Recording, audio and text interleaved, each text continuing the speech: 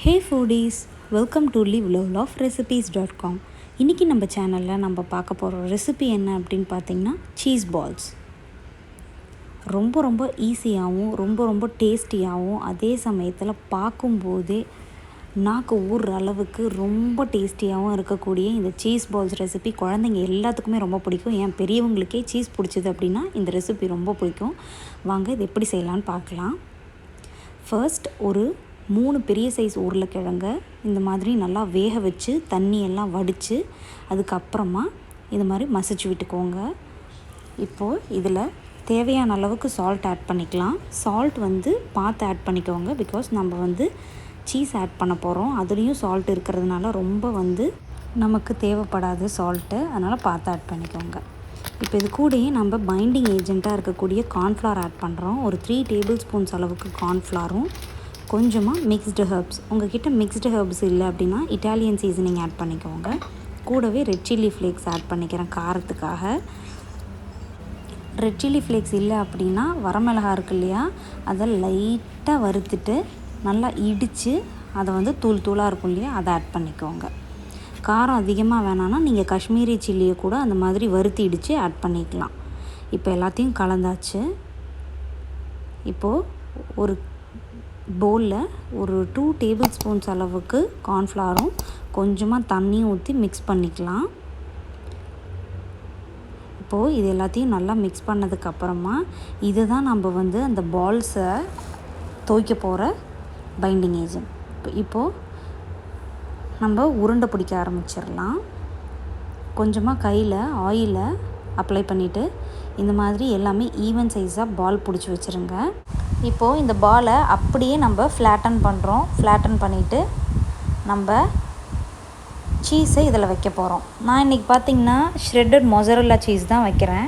நீங்கள் எந்த சீஸ் வேணாலும் யூஸ் பண்ணிக்கலாம். பட் மொசரெல்லா யூஸ் பண்ணிங்க அப்படின்னா நம்மளுக்கு நல்லா அந்த இழுக்கும்போது அந்த ஜவ் மாதிரி வருது இல்லையா, ஸ்ட்ரெச்சியாக, அது மாதிரி கிடைக்கணுன்னா மொசரெல்லா சீஸ் யூஸ் பண்ணிக்கலாம். இது சீஸ் க்யூப்ஸாகவுமே வெளியில் கிடைக்கிது, நீங்கள் கேட்டு பார்த்தீங்கன்னா தெரியும். சீஸ் க்யூப்ஸாக கிடச்சிது அப்படின்னா ஒரு சின்ன க்யூபை உள்ளார வச்சுட்டு இதை க்ளோஸ் பண்ணிவிடுங்க. இன்னொரு முக்கியமான விஷயம் என்னென்னா, இதை க்ளோஸ் பண்ணும்போது நல்லா க்ளோஸ் பண்ணணும், இல்லைனா நம்ம இதை டீப் ஃப்ரை பண்ணும்போது சீஸ்லாம் வெளியில் வந்துடுச்சு அப்படின்னா ஆயில் படன்னு அந்த சவுண்டு வந்துகிட்டே இருக்கிற மாதிரி இருக்கும். அதனால் சொல்கிறேன், நல்லா க்ளோஸ் பண்ணிவிட்டு மறுபடியும் இந்த மாதிரி உருண்டை பிடிச்சிருங்க.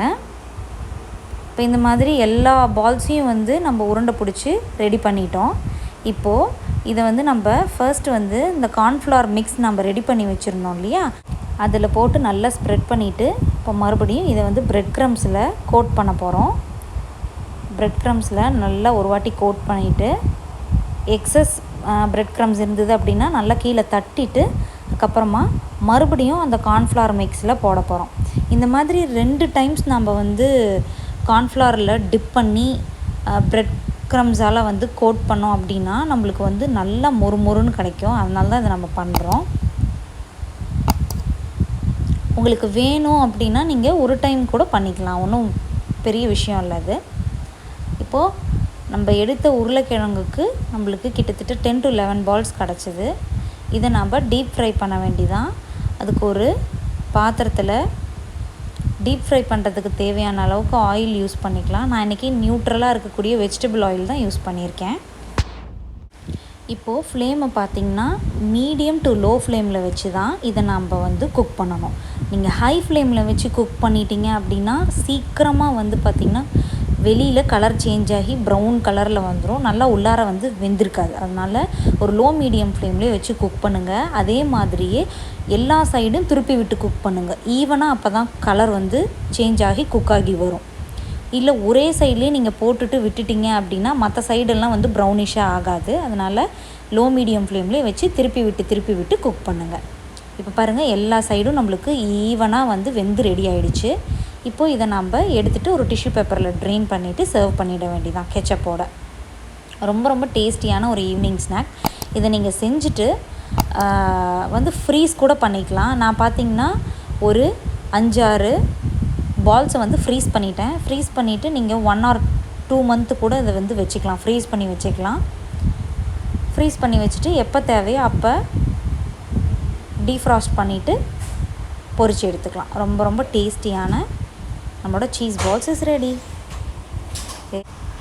இதே மாதிரியே இன்னும் நிறைய ரெசிபீஸ் வந்து நம்மளோட சேனலில் இருக்குது.